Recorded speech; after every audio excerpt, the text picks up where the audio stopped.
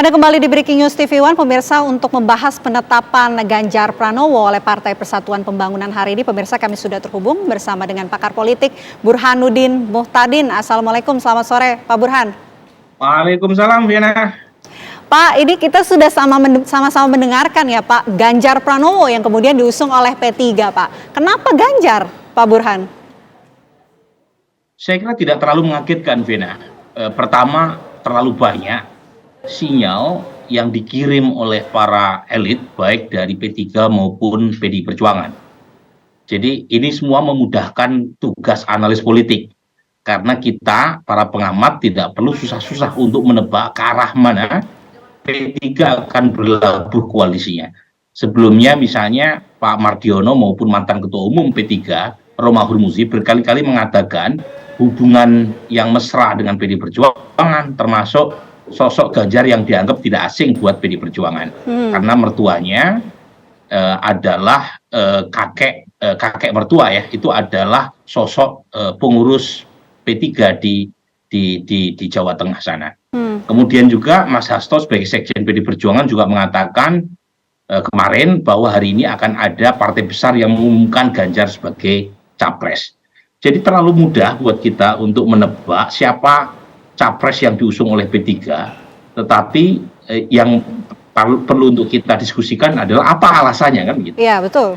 Nah, alasan yang tadi disebutkan oleh Pak Mardiono sebagai PLT Ketua Umum itu adalah alasan historis karena P3 sudah lama menjalin hubungan baik dengan PDI Perjuangan, mulai dari zaman Megawati Hamzahas, ya.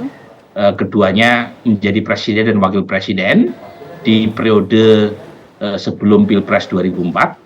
Kemudian juga hubungan mesra dijalin di Pilkada di Jawa Tengah antara Ganjar dan putra dari Hadratus Syekh Kiai Maimun Zubair, ya, Gus Taj Yassin. Ya. Kemudian juga hal-hal lain yang kira-kira menunjukkan betapa P3 punya hubungan yang cukup intens dengan PDI Perjuangan. Termasuk jangan lupa kalau kita kaitkan dengan alasan yang disebutkan oleh Pak Mardiono berkaitan dengan elektabilitas. Meskipun elektabilitas Mas Ganjar agak cenderung menurun ya setelah insiden gagalnya Piala U20, tetapi secara umum Mas Ganjar masih sangat kompetitif dan menurut saya wajar kalau kemudian P3 akhirnya memilih Ganjar Pranowo sebagai paket capres yang diusung. Nah, pertanyaan berikutnya yang nanti kita bisa bahas adalah, Vena, apakah P3 menawarkan cawapres sebagai kompensasi atas dukungan kepada Ganjar sebagai capres? Kemudian kalau iya, siapa cawapres yang diusung? Apakah ini berkaitan dengan manuver pindahnya Sandiaga Uno dari Gerindra ke P3 misalnya? Kemudian yang berikutnya yang menarik untuk kita bahas adalah apakah keputusan atau ijtihad politik ya, ini istilah yang disebut oleh Pak Mardiono, untuk mendukung Ganjar sebagai capres itu akan menyelamatkan P3 dari lubang jarum parliamentary threshold. Nah, karena bagaimanapun P3 berdasarkan survei-survei kredibel itu agak cenderung kurang aman, ya, belum mencapai 4% syarat minimal untuk bisa memberikan atau lolos parliamentary threshold di 2024 nanti. Ya, kalau kita bicara soal momentum pengumuman capres oleh P3 ini nampaknya juga berdekatan ya Pak dengan pengumuman Ganjar sebagai capres oleh PDIP Perjuangan. Nah, Hasto Kristianto juga kemarin sudah menyebutkan akan ada dukungan yang disampaikan oleh partai lain terhadap Ganjar. Apakah dengan ini Pak terlihat adanya kedekatan antara P3 dan juga PDIP? Apakah P3 ini akan merapat ke PDIP?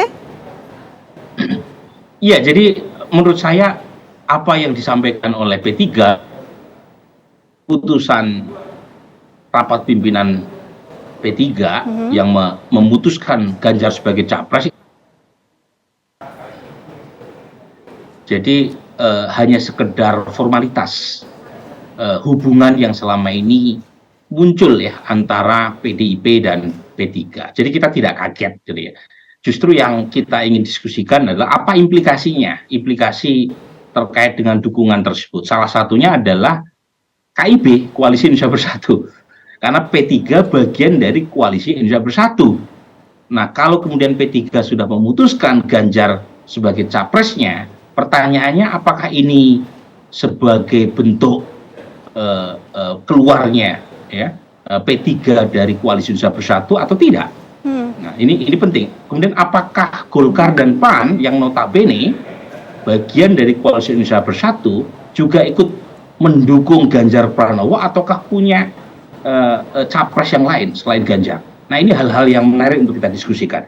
Nah, saya menduga sejak tadi malam ketika kita diskusi di acara Apa Kabar Petang ya, di V1, saya mengatakan di antara 4 partai, 4 koalisi ya, ada koalisi Perubahan yang mengusung Anies Baswedan, ada koalisi Kebangkitan Raya yang mengusung yang sejauh ini ya itu antara Gerindra dan PKB, kemudian ada koalisi PD Perjuangan karena cukup tanpa harus berkoalisi PD Perjuangan bisa mengusung capresnya Ganjar gitu ya, dan terakhir adalah Koalisi Indonesia Bersatu. Saya sampaikan dari 4 poros koalisi ini memang yang paling lemah adalah Koalisi Indonesia Bersatu.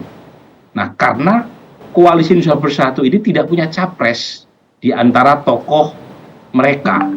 Erlangga Hartarto itu elektabilitasnya sangat rendah, sehingga membuat anggota Koalisi Indonesia Bersatu itu berpikir untuk mencari sekondan koalisi yang lain. Nah, salah satunya dibuktikan oleh hari ini, ya, eksperimen P3 untuk mengusung capres di luar dari kesepakatan atau sebelum kesepakatan itu diambil oleh Golkar, PAN, dan P3. Dan sebelumnya juga PAN misalnya dalam acara Rakornas di Semarang juga sempat menyebut Ganjar Erik ya, sebagai capres-cawapres yang diusung. Jadi lagi-lagi Koalisi Indonesia Bersatu itu kemungkinan pecah ya, layu sebelum berkembang. Karena lagi-lagi mereka tidak punya capres yang punya elektabilitas kuat dan masing-masing anggotanya berpikir untuk mencari koalisi bersama capres lain yang dianggap punya potensi menang. Oke, baik Mas Burhan, kita masih akan melanjutkan dialog kita mengenai penetapan Capres Ganjar dari Partai Persatuan Pembangunan, tapi Breaking News TV One jeda terlebih dahulu, pemirsa, kami kembali sesaat lagi.